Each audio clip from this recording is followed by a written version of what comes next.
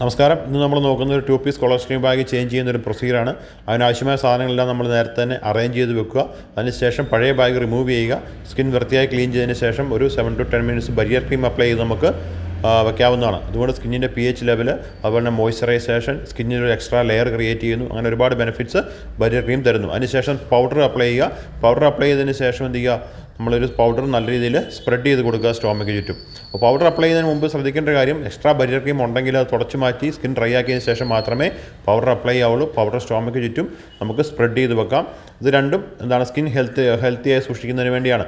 പെരിസ്റ്റോമൽ സ്കിന്നിലുണ്ടാകുന്ന ചെറിയ ചെറിയ മുറിവുകളും കാര്യങ്ങളൊക്കെ ഈ ഒരു പൗഡർ ഹീൽ ചെയ്ത് കൊടുക്കും. അപ്പം ഈ രണ്ട് കാര്യങ്ങൾ നമുക്ക് ചെയ്യാൻ വേണ്ടി ഒരു 10 to 15 മിനിറ്റ്സ് നമുക്ക് ആവശ്യമാണ്. അതിനുശേഷം നമ്മുടെ വേഫറും കൊളോസ്റ്റമി ബാഗും 2 പീസ് ബാഗാണ്, അത് രണ്ടും എടുക്കുക. വേഫർ നമുക്ക് കട്ട് ചെയ്യണം. നമ്മുടെ സ്റ്റോമയുടെ സൈസിനും ഷേപ്പിനും ഒരു സ്നാക്ക് ഫിറ്റ് എന്നാണ് പറയുക. ആ സ്നാക്ക് ഫിറ്റ് നമ്മൾ കട്ട് ചെയ്തെടുക്കണം. അത് നമുക്ക് ഉപയോഗിക്കാം. ഒരു കെയർഫുൾ ആയിട്ടുള്ള സിസർ ഉപയോഗിക്കുക. അതോടൊപ്പം തന്നെ എന്ത് ചെയ്യുക, ആദ്യം ചെറുതായിട്ട് കട്ട് ചെയ്യുക. അതിനുശേഷം നമ്മളിത് സ്റ്റോമയിൽ വെച്ച് നോക്കുക. വെച്ച് നോക്കിയിട്ട് നമുക്ക് ആവശ്യമെങ്കിൽ അതിൻ്റെ ഡയമീറ്റർ നമ്മൾ വലുതാക്കി കട്ട് ചെയ്ത് കൊടുക്കുക. ഒരിക്കലും നമ്മൾ പെട്ടെന്ന് എന്താ പറയുന്നത്, ഒറ്റയടിക്ക് വലുതായിട്ട് കട്ട് ചെയ്ത് കഴിഞ്ഞാൽ പിന്നെ നമുക്ക് ചെറുതാക്കാനായിട്ട് സാധിക്കില്ല. ആ ഒരുപാട് വലുതായി കട്ട് ചെയ്ത് കഴിഞ്ഞാൽ സ്കിന്നിൽ അത് സ്കോറിയേഷനും കാര്യങ്ങളൊക്കെ സ്റ്റാർട്ട് ചെയ്ത് തുടങ്ങും. അതുകൊണ്ട് എന്ത് ചെയ്യുക, കറക്റ്റ് സ്നാക്ക് ഫിറ്റായിട്ട് തന്നെ കട്ട് ചെയ്യാനായിട്ട് ശ്രമിക്കുക. അതിനുശേഷം അതൊരു സൈഡിലോട്ട് മാറ്റി വയ്ക്കുക. ഒരു ഡ്രൈ കോട്ടൺ എടുത്ത് എന്ത് ചെയ്യുക, എക്സ്ട്രാ ഉള്ള പൗഡർ, അതായത് എക്സ്ട്രാ ഉള്ള പൗഡർ തൂത്ത് തുടച്ച് മാറ്റി കളയുക. സ്കിന്നിന് നല്ല ക്ലീൻ ചെയ്ത് കൊടുക്കുക. നമുക്ക് വീഡിയോ കാണുന്ന പോലെ തന്നെ സ്കിൻ ക്ലീൻ ചെയ്യാനായിട്ട് ശ്രദ്ധിക്കുക. അല്ലെങ്കിൽ സ്കിന്നിൽ അത് വേഫർ പ്രോപ്പറായിട്ട് ഒട്ടില്ല. അപ്പോൾ അത് ക്ലീൻ ചെയ്യാനായിട്ട് ശ്രദ്ധിക്കുക. അതോടൊപ്പം തന്നെ എന്ത് ചെയ്യുക, ആ ബാക്ക് ഫിലിം, ആ വേഫറിൻ്റെ പുറകുള്ള ബാക്ക് ഫിലിം പൊളിച്ച് മാറ്റുക. അതിനുശേഷം സ്റ്റോമ പേസ്റ്റ് എടുത്തതിന് ആ പേസ്റ്റും കൊണ്ട് ഒരു ലെയർ ക്രിയേറ്റ് ചെയ്ത് കൊടുക്കുക. അതെവിടെയാണ് ലെയർ ക്രിയേറ്റ് ചെയ്യേണ്ടത്, നമ്മുടെ ആ കട്ട് ചെയ്തതിന് ചുറ്റും. ഇതൊരു സീലിംഗ് പ്രോസസ്സാണ്. ഈ ഒരു സീലിംഗ് പ്രോസസ്സ് എന്തിനാണെന്ന് ചോദിച്ചു കഴിഞ്ഞാൽ, നമ്മുടെ അകത്തുനിന്ന് വരുന്ന ഔട്ട്പുട്ട് നമ്മുടെ സ്കിന്നിൽ ടച്ച് ആവാതെ ഫുള്ള് ബാഗിലേക്ക് വരുന്നതിന് വേണ്ടിയുള്ള ഒരു പ്രോസസ്സാണ് നമ്മളിത് ഈ ഒരു പേസ്റ്റ് കൊണ്ട് അപ്ലൈ ചെയ്ത് കൊടുക്കുന്നത്. അതിനുശേഷം അത് പ്രോപ്പറായിട്ട് അതിൻ്റെ അകത്ത് കൈകൊണ്ട് തൊടാൻ പാടില്ല. നമ്മൾ അത് കൃത്യമായിട്ട് അതിൻ്റെ പുറകിൽ അതിൽ തന്നെ പിടിച്ചുകൊണ്ട് നമ്മളെന്ത് ചെയ്യുക, അത് കൃത്യമായിട്ട് ആ സ്റ്റോമയ്ക്ക് ചുറ്റും അപ്ലൈ ചെയ്ത് കൊടുക്കുക. അവിടെ ശ്രദ്ധിക്കേണ്ട ഒരു കാര്യം എന്താണെന്ന് വെച്ച് കഴിഞ്ഞാൽ, ഈ വേഫറിൻ്റെ സ്റ്റിക്കർ പൊളിച്ച് കഴിഞ്ഞാൽ എങ്ങും ടച്ച് ചെയ്യാൻ പാടില്ല.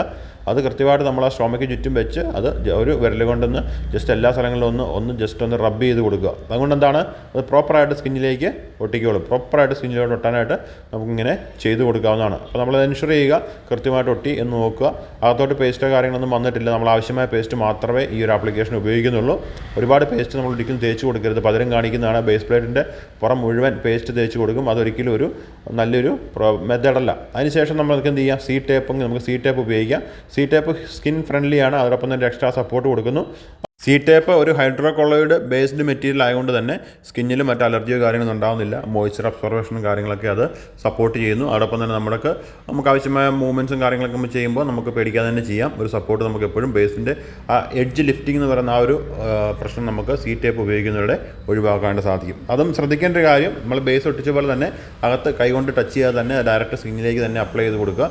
അതാണ് അതിൻ്റെ ഒരു പ്രോപ്പർ ഒരു മെത്തേഡ് എന്ന് പറയുന്നത്. ഓക്കെ, അതിനുശേഷം നമുക്ക് കൃത്യമായിട്ട് നമ്മൾ പ്ലേറ്റ് ഒട്ടിച്ചു. അതിൻ്റെ മേലത്ത് കൃത്യമായിട്ട് നമ്മൾ ടേപ്പ് ഒട്ടിച്ചു കൊടുത്തു. ടേപ്പ് നമുക്ക് ഏത് പൊസിഷനിൽ വേണം ഒട്ടിക്കാം. നമുക്ക് ആവശ്യമായ രീതിയിൽ ഒട്ടിക്കുക. പകുതി സ്കിന്നിലും പകുതി ആ ബേസ് പ്ലേറ്റിലും വരുന്ന രീതിയിൽ അതിൻ്റെ ഒരു പൊസിഷൻ നോക്കിയാൽ മതി. അതിനുശേഷം നമുക്ക് ഇനിയിപ്പോൾ നെക്സ്റ്റ് പ്രോസസ്സ് എന്ന് പറയുന്നത്, ഇതിലേക്ക് നമുക്ക് 2 പീസ് ബാഗിൻ്റെ ബാഗ് അപ്ലൈ ചെയ്യണം. ബാഗ് നമുക്കറിയാം, ഇതുപോലൊരു ബാഗ് എടുക്കുക.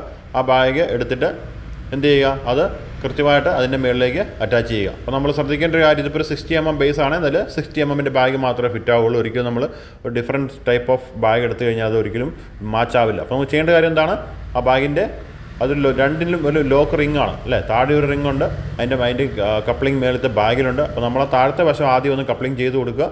ജസ്റ്റ് ഒരു ക്ലിക്ക് എന്നൊരു സൗണ്ട് കേൾക്കും ആ കപ്ലിംഗ് ആയി കഴിയുമ്പോൾ. അതിനുശേഷം എന്ത് ചെയ്യുക, നമുക്കൊരു വിരൽ സപ്പോർട്ട് താഴെ കൊടുക്കുക. ആ 2 വിരലും ഇങ്ങനെ ജസ്റ്റ് മേളിലോട്ട് 2 സൈഡിൽ കൂടെയും ജസ്റ്റ് മേളിലോട്ടൊന്ന് അമുക്കി കൊടുക്കുക. അതോടെ എന്താണ്, അത് ലോക്കായി. വളരെ ഈസി ലോക്കിംഗ് സിസ്റ്റമാണ്. നമുക്ക് ആർക്ക് സ്വന്തമായിട്ട് ചെയ്യാൻ പറ്റുന്ന രീതിയിലുള്ള വളരെ ഒരു ഈസി ആയിട്ടുള്ള ലോക്കിംഗ് സിസ്റ്റമാണ് ഈ ബാഗിൽ കൊടുത്തിരിക്കുന്നത്. അതോടൊപ്പം തന്നെ ബെൽറ്റ് ഇയേഴ്സ് ഉണ്ട്. നമുക്ക് ബെൽറ്റ് ഇയേഴ്സ് ഉണ്ട്, അതിൽ നമുക്ക് ബെൽറ്റ് അപ്ലൈ ചെയ്യാം. നമുക്ക് അതുപോലെ തന്നെ ക്ലിപ്പിംഗ് ചെയ്തതിന് ശേഷം എന്ത് ചെയ്യുക, ഒന്ന് ജസ്റ്റ് ചുറ്റും നോക്കുക, പ്രോപ്പറായിട്ട് ബാഗ് ഫിക്സ് ആയിട്ടുണ്ടോ എന്ന് നോക്കുക. അതാണ് ഒരു പ്രോപ്പറായിട്ട് നമുക്കൊരു ബാഗ് അപ്ലൈ ചെയ്യേണ്ട ഒരു രീതി. അതിനുശേഷം ജസ്റ്റ് നമുക്ക് വേണേൽ നിങ്ങളുടെ കൈ കൊണ്ട് തന്നെ ഒന്ന് ജസ്റ്റ് ആ ബാഗിന് പുറത്തുനിന്ന് വെക്കാം. ആ കൈ വെക്കുന്നതിലൂടെ നമുക്കത് കൃത്യമായിട്ട് നമുക്കത് നല്ല ഒട്ടിച്ചെടുക്കാം. നിങ്ങൾക്കൊരു 1 വീക്ക് ലീക്കേജും കാര്യങ്ങളൊന്നും ഇല്ലാതെ തന്നെ നമുക്ക് പോകാനായിട്ടാണ് നമ്മളിങ്ങനെ കൃത്യമായിട്ട് ഈ പറഞ്ഞ കാര്യങ്ങൾ ശ്രദ്ധിച്ച് ചെയ്യുന്നത്. അപ്പോൾ അതിനുശേഷം നമുക്ക് എന്ത് ചെയ്യാം, ഈ ഔട്ട്ലെറ്റ് ഒന്ന് ചെക്ക് ചെയ്യാം. ഇതാണ് അതിൻ്റെ ഒരു ഔട്ട്ലെറ്റ്. ഈ ഔട്ട്ലെറ്റിലൂടെ നമ്മൾ ബാഗ് എം ഡി ചെയ്യുന്നതിന് ശേഷം അവിടെ കൃത്യമായിട്ട് ക്ലീൻ ചെയ്ത് കൊടുക്കുക. ക്ലീൻ ചെയ്തതിന് ശേഷം 1 2 3 3 ഫോൾഡാണ് മേളിലോട്ട് 3 ഫോൾഡ് ചെയ്യുക. എന്നിട്ട് 2 വട്ടം അത് കൃത്യമായിട്ട് ലോക്ക് ചെയ്യുക. സോ ഇതാണ് നമ്മുടെ ഒരു ബാഗ് ചേഞ്ച് ചെയ്യാൻ ആവശ്യമായ ഒരു പ്രൊസീജിയർ എന്ന് പറയുന്നത്. അങ്ങനെ ഒരു 10 മിനിറ്റ് കിടക്കാൻ പറ്റുമെങ്കിൽ കിടക്കുക. നമ്മൾ ഇരിക്കുക, എവിടെയായിരിക്കുന്നു അവിടെ നമ്മൾ കൃത്യമായിട്ടൊരു 10 മിനിറ്റ് അനങ്ങാതിരുന്ന് കഴിഞ്ഞാൽ ബാഗ് നല്ലപോലെ നമ്മുടെ ഒരു ബോഡി ഹീറ്റിൽ നമ്മുടെ ശരീരത്തോട് നല്ല രീതിയിൽ ഒട്ടിയിരിക്കും. അതുകൊണ്ട് തന്നെ നമുക്കൊരു 1 വീക്ക് ലീക്കേജും മറ്റ് പ്രശ്നങ്ങളൊന്നും ഇല്ലാതെ തന്നെ നമുക്ക് പോകാനായിട്ട് സാധിക്കും. അപ്പം ശ്രദ്ധിക്കേണ്ട ഒരു കാര്യം, ഒരു വീക്കിലി വൺസ് എ വീക്ക് നമ്മൾ ഈ ബാഗ് ചേഞ്ച് ചെയ്ത് ബേസും അതിൻ്റെ ബാഗും കൂടെ ചേഞ്ച് ചെയ്ത് കൊടുക്കുക. ആവശ്യമെങ്കിൽ നിങ്ങൾക്ക് ഈ ബാഗ് ഇതിൽ നിന്ന് ഡിറ്റാച്ച് ചെയ്തിട്ട് ഡെയിലി ഒന്ന് വാഷ് ചെയ്തും നമുക്ക് ഇത് ഉപയോഗിക്കാവുന്നതാണ്. അതുകൊണ്ട് കുറേയും കൂടെയൊക്കെ നമുക്ക് ഹൈജീനിക്കായിട്ട് നമ്മുടെ കൊളോസ്റ്റമി ബാഗ് മെയിൻറ്റെയിൻ ചെയ്യാൻ പറ്റും. ഇത് നമുക്കിങ്ങനെ ഡിറ്റാച്ച് ചെയ്തുകൊണ്ട് പോവുക, വാഷ് ചെയ്യുക, അതിനുശേഷം വീണ്ടും ഞാൻ നേരത്തെ കാണിച്ച പോലെ തന്നെ ഇതിലേക്ക് അപ്ലൈ ചെയ്ത് വെക്കുക ബാഗ്. ഓക്കെ, സോ ഇതാണ് ഒരു 2 പീസ് ബാഗ് ചേഞ്ച് ചെയ്യേണ്ട ഒരു പ്രൊസീജിയർ. Okay, thank you.